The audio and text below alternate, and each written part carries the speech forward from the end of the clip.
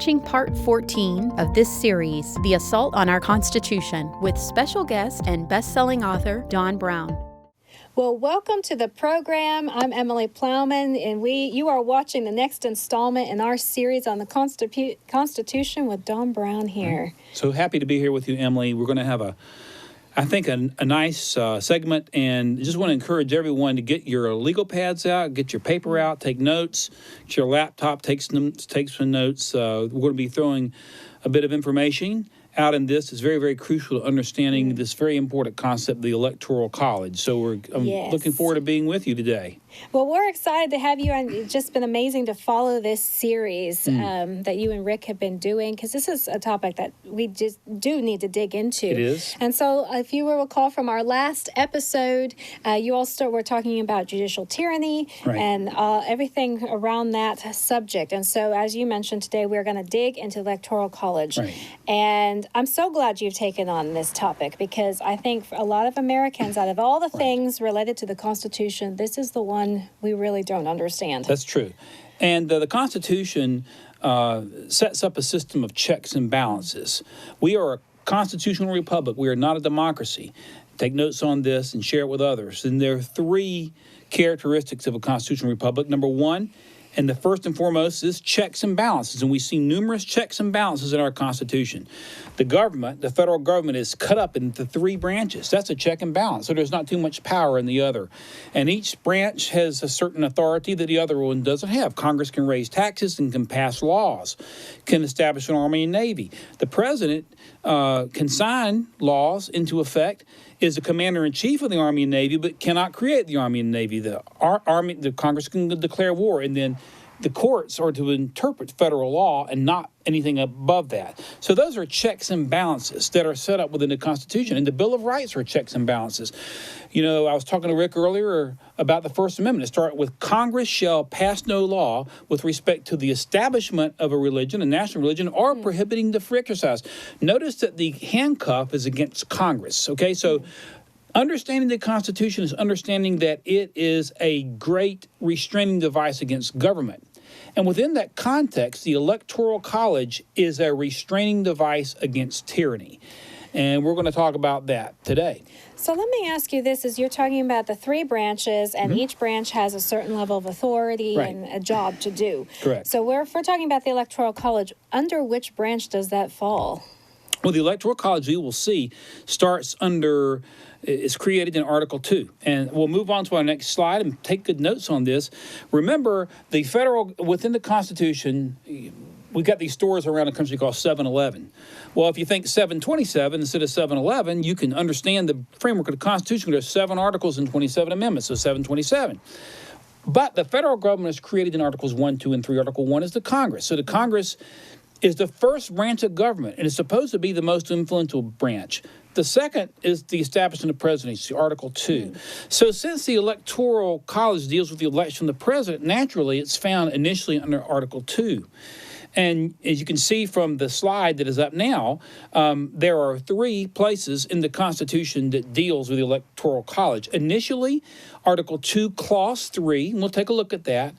And then the 12th Amendment, which was first written in 1800, the 12th Amendment basically amended Article 2, Section 3. Article 2 establishes the presidency.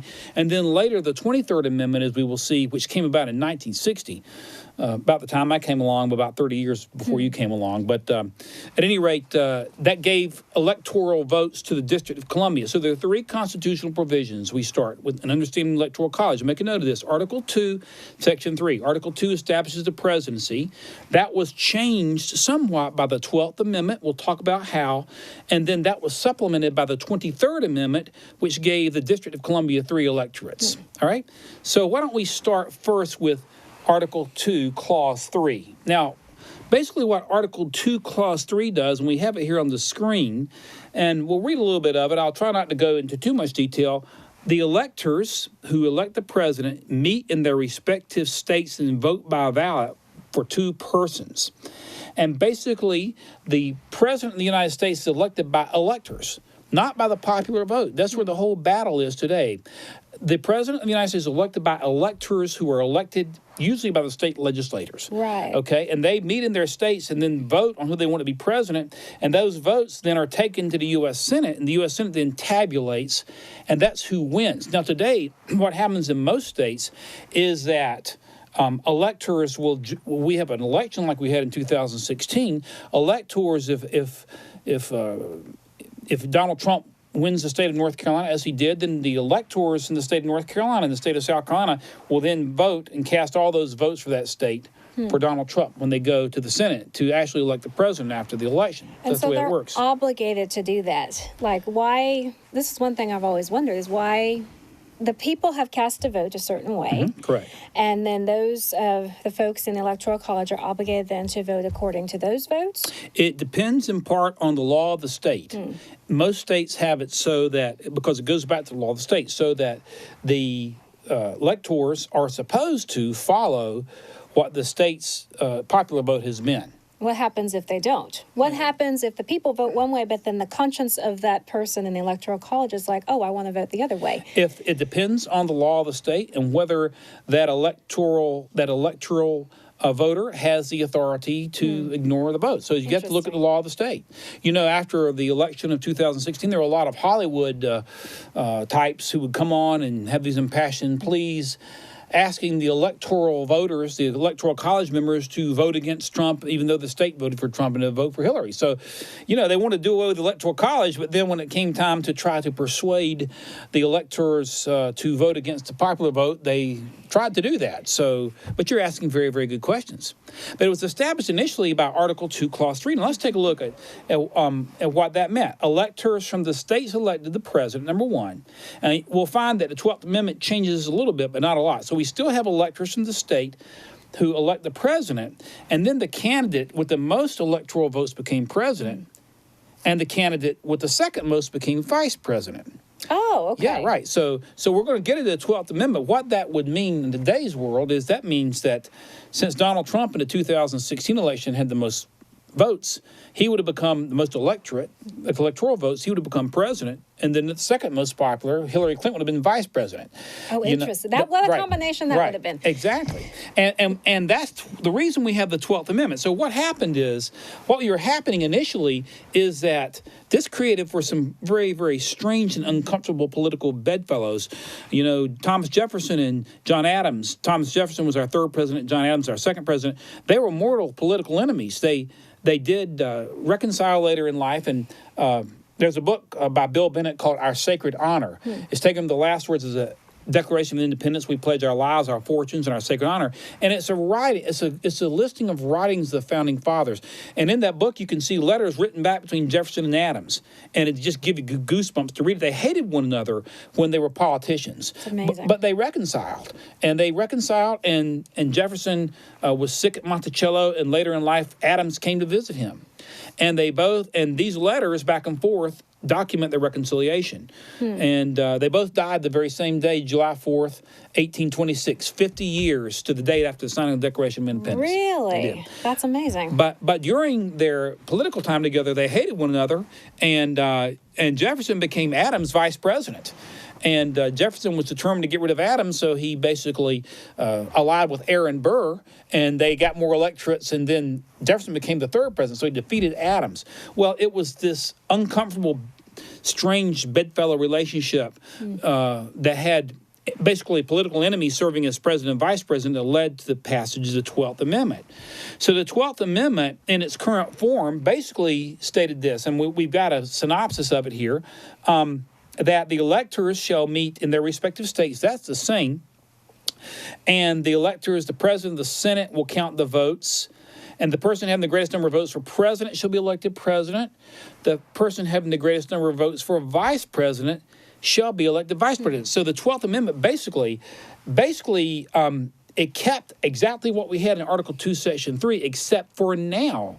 What happened is, except for now, the vice president is elected. You run for vice president, and you get electoral votes as vice president. So therefore, vice presidents are not you don't elect the vice president, but a number 2, electoral winner in like Hillary Clinton. You elect the vice president who's running. So that's how the 12th Amendment changed Article 2, Clause 3. Interesting. Yeah. Now, why do you think the founders set this system up this way? Because they could have gone strictly with just the popular vote, and there you go. Why develop the Electoral College? Well, we're going to get into that in a minute, but it's to prevent tyranny. And as we will see, the founders, as I mentioned to Rick in an earlier session, had a really, really good understanding of human nature. They understood that absolute power concentrates, and power concentrates absolutely.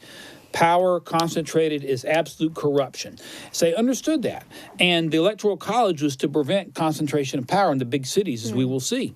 If you look at the Constitution creates a federal form of government. It's federalist. In other words, certain powers are given to the federal government to protect the states, but all other powers are given to the states. That's what federalism is about. You'll see references to the states throughout the Constitution, but it was to protect the smaller or more rural states from being basically dominated by the more populated states with great population areas, which we will talk about. And you're asking a great question. But the Constitution does not allow for the direct popular election of a president. And it's, again, important to understand that we have a republic, not a democracy. We don't do popular elections, except in very limited instances, at least not under a pure republic. When you look at the constitutional scheme, in Articles 1, 2, and 3, you'll see there is only one example in the original Constitution of direct elections, and those were elections of members of the House of Representatives. Members of the Senate were not even elected by the population. Members of the Senate were elected by the state legislators. Right. And that was changed by the 17th Amendment. So the founders were trying to avoid overconcentration of power. Well, and it seems like they did a good job because, it's a system that's still in place today. Well, like Jefferson's, it's like Benjamin Franklin said to the little old lady who asked him when he came from the Constitutional Convention, "What are you giving us, ma'am?" And Franklin said, "A republic, ma'am, if you can keep it." And you can't keep something you don't understand. Exactly. Which is why we're doing what we're doing. So there you go. Well, that's great. And I'm so happy that we're delving into this topic because it's really, really needed. And we're going to talk about that some more when we come back.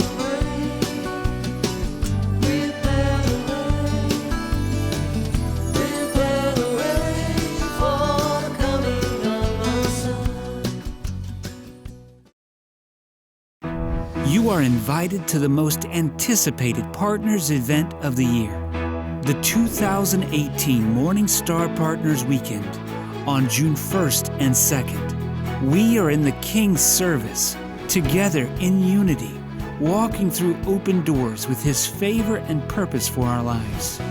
Come experience incredible speakers, fellowship with like-minded partners, worship in an anointed atmosphere, and enjoy life-changing ministry at the 2018 Partners Weekend. This special event will be hosted by Rick Joyner and Dave Yarnes. You will hear timely messages from Bobby Connor and Lieutenant General Jerry Boykin. Worship with Susie Arai and Kalani Glockler. Come expecting to receive uplifted vision and divine direction for your life. This is an exclusive event for you, our MorningStar partners. Due to the special nature of this event, registration is limited and we sell out every year. So reserve your spot today at mstarevents.com/PW18 or call us at 877-446-3836. It's an honor to be in the King's service. Well, welcome back. And Don, before the break, we were starting to delve into this whole area of the Electoral College. And, why do you think the founders set it up this way. You had mentioned it was to avoid tyranny. Right, correct. It was another check and balance to avoid tyranny. You know, we think we are so ingrained in this country to think about we're a democracy, we're a democracy, we're a democracy. And that's dangerous thinking. We're not. We do have democratic principles, but we're not a democracy. We're so ingrained to think about that, and everybody thinks, well, my vote should count. Well, you know, are we going to be a republic or a democracy? Democracy self-implode. So only the members of the House of Representatives were elected directly under the constitutional plan. Members of the Senate were elected by legislators, and the president and understand that the Congress was established in Article 1, was designed to be the principal branch of government in terms of making laws, not the president. So the president was elected by state electors, and judges are appointed. Members of the Senate were elected by state legislatures, so neither the president nor the Senate initially were elected by the popular vote at all. And again, it's to avoid the overconcentration of power, as we'll see in a moment. So how does this Electoral College work? Well, we have a screen up. Please feel free to take notes. In the system, each state gets a certain number of electorates, and we'll see in a moment that those electorates generally correspond to the number of congressional seats that the state has, as we'll see. In this example, California has 55, and then Wyoming, which is the smallest, has 3 electorates. So there are 538 total electorates. When there are 535 members of the Congress, 435 in the House, and 100 in the Senate, where does the extra 3 come from? I don't want to go too fast. We have 435 members of the House of Representatives, 100 members in the U.S. Senate. So we have 535 members of Congress, but there are 538 electorates. So where does the extra 3? Well, remember we said a moment ago the 23rd Amendment came along. In 1960, there was a push to give D.C., I personally don't agree with this, but it's part of the Constitution, 3 electorates, and so 535 plus D.C. is 538. Ah, okay. Right. Now, the District of Columbia doesn't have any members of the House of Representatives, but they just gave them 3 electorates. And what the 23rd Amendment says is the District of Columbia can have only the number of electorates that corresponds to the minimum number of electorates to the smallest state, which is Wyoming. So they get 3. Okay. So you have 538 electorates. And so, therefore, going back to the previous screen, the candidate needs the magical number of 270 delegates to win the Electoral College victory. That's how it works. And those folks go to their states. Now, as we said, this goes back to checks and balances. Just remember this. The Electoral College is a check and balance against tyranny. You know, the founders are not, the founders, Rick and I were talking about earlier, you know, the same crowd that said crucify Jesus 3 days earlier said Hosanna. Right. You know, we see many, many examples throughout history of crowds blowing with the wind, which is why the founders were afraid of democracies and hated them. You know, we know about the Salem witch trials. They think everybody's a witch. Right. We see this. We saw it even, you know, when Moses leads the children of Israel out of Egypt, and they come across the Red Sea, and he and Aaron go up to on the Mount Sinai. You know, what do the people do down below? They start complaining, right? And pretty quickly, too. Right, and start making sacrifices. The public's democracy is a dangerous thing. So the Electoral College is a check and balance. It's one of those great checks and balances we talked about earlier, like separation of powers is a check and balance. Presidential veto is a check and balance. All that. It's just another check and balance. So what does it check and balance against? You asked this question earlier. What does it check and balance against? And here's the answer. Please take notes. One of the answers to this that it checks and balances against is big city politics and corruption. Okay? So the founders were able to see this. And as we look through some of the examples of what they were able to foresee, it's really quite amazing. We just, you know, for example, here's an article in the Philadelphia Inquirer. After the 2012 election, there were 50 precincts in the city of Philadelphia where Mitt Romney did not get a single vote. Not a single vote. Now, where that's theoretically possible, it's almost impossible not to get a single vote in districts that had a number of Republican voters. So, you know, you raise the question. The founders understood that in large urban areas, there will be concentrations of power that would lead to corruption. Here's another one. This is after 2017 election. in Philadelphia. Now, I've got a couple things about Philadelphia. I know you're from Texas, and I'm not going to pick on Dallas or Houston, and I won't pick only on Philadelphia. But after the 2017 election, even election officials in Philadelphia, and you can find this on Philly.com in the Philadelphia Inquirer, glitch allows ineligible or uneligible immigrants to vote in Philly elections. So that's what we're seeing. We're seeing corruption in large cities. And I've got two on Philadelphia, but it's not just Philadelphia. Here's an article. Here's a news report that's on the screen now that was from CBS Los Angeles, showing it's not just Philadelphia. This is what the founders were able to see when it comes to corruption. CBS 2 investigation uncovers votes being cast from the grave year after year in the second largest city in the country, Los Angeles. Okay? And we'll go on. It's not just Los Angeles. Chicago, our third largest city. Now, here is I guess CBS 2 is the principal CBS affiliate in these markets. And this report came up about, and we've known this really about Chicago even going back to the 1960 presidential election, when Richard Daley became the city boss, and there were enough dead people who voted in Chicago to swing Illinois to Kennedy over Nixon, and Kennedy got elected, and Nixon at the time did not challenge that. But here we are 40 years later, voter fraud in Chicago. And this is from CBS 2. This is from Urca Sargent, who is the anchor there. And I'll just read some of the things the article started about ghost voting. This is from October 27th, 2016. Susie Sally was buried in 1998, yet records show how she voted in Chicago 12 years later. Victor Crosswell died in 1994, but records show how he's voted 6 times since then. And then there's Floyd Stevens. Record shows he voted 11 times since his death in 1993. And so the question is, who benefits from all of these? Usually one party, but these large cities are ripe with corruption. And so the founders knew that the cities were not as large as they are now, but founders knew that concentrated centers of power led to voter fraud.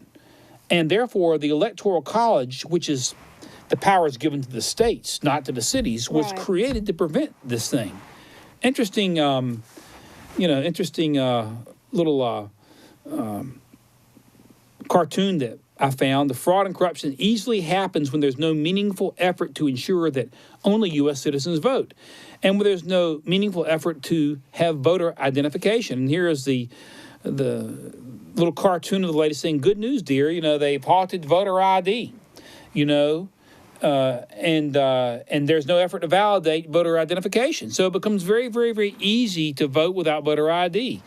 And there have been numerous harebrained ideas throughout the year based on this notion that we're a democracy, which would further push voter fraud and allow these types of things to happen. You're probably too young to remember this, maybe not, but in 92, in the presidential election in 92, you're from Texas, so you know about Ross Perot, correct? I do.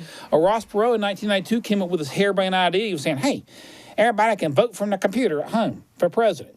That type of foolish talk, shows a total misunderstanding of the constitutional republic. It shows a total misunderstanding of the opportunity for fraud. It shows a total misunderstanding of what the founders set up, and it's very, very, very dangerous. And he was advocating that type thing. We've heard other types of advocation of that sort of thing as well. When we talk about absentee ballots, part of the problem with absentee ballots is very, very dangerous as well, because when you have an absentee ballot, it becomes very, very, very difficult, to enforce or to go and check behind and determine whether or not that person's alive or dead. So all I've got to do is go to the voter rolls and find someone who's dead, fill their name out, send it in.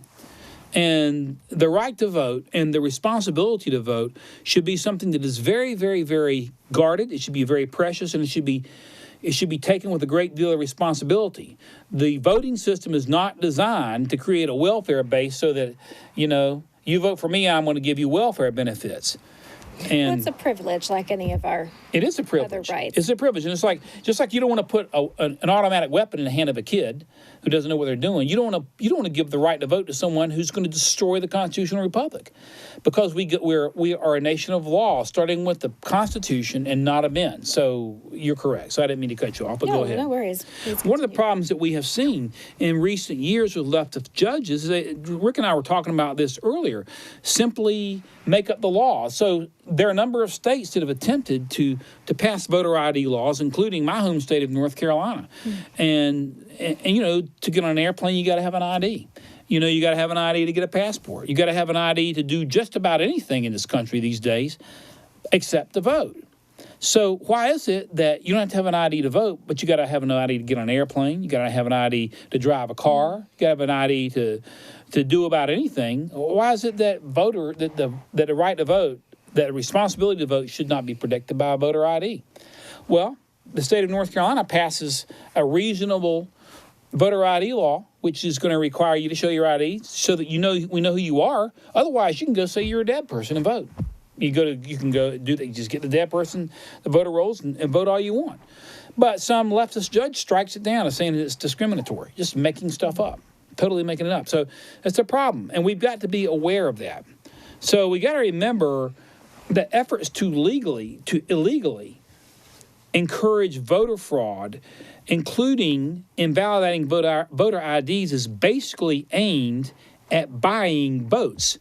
And the founders foresaw all this. So that's one of the reasons the Electoral College is put into place, one of many reasons. And it was really quite astute of them to look, 200 years into the future and anticipate, what issues could arise in a nation. Well, it goes back to they had a great understanding of the nature of man. And the entire Constitution was based upon that. It was based upon splitting up power so that power doesn't become too concentrated anywhere. And the Electoral College is one of the greatest checks and balances to ensure that. Well, we appreciate you breaking it down for us, and we're going to continue in our next installment of this series, so you don't want to miss it. Looking forward to it. All right. You're watching part 14 of this series. You won't want to miss upcoming Prophetic Perspectives episodes, where we continue examining how our Constitution has been violated and is now being attacked, and what we must do to see it restored to its place as the foundation of our republic and the supreme law of the land.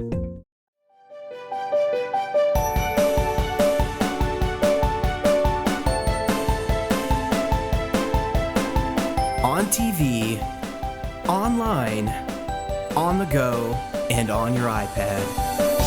Tune into Prophetic Perspectives with Rick Joyner, always available on MorningStarTV.com.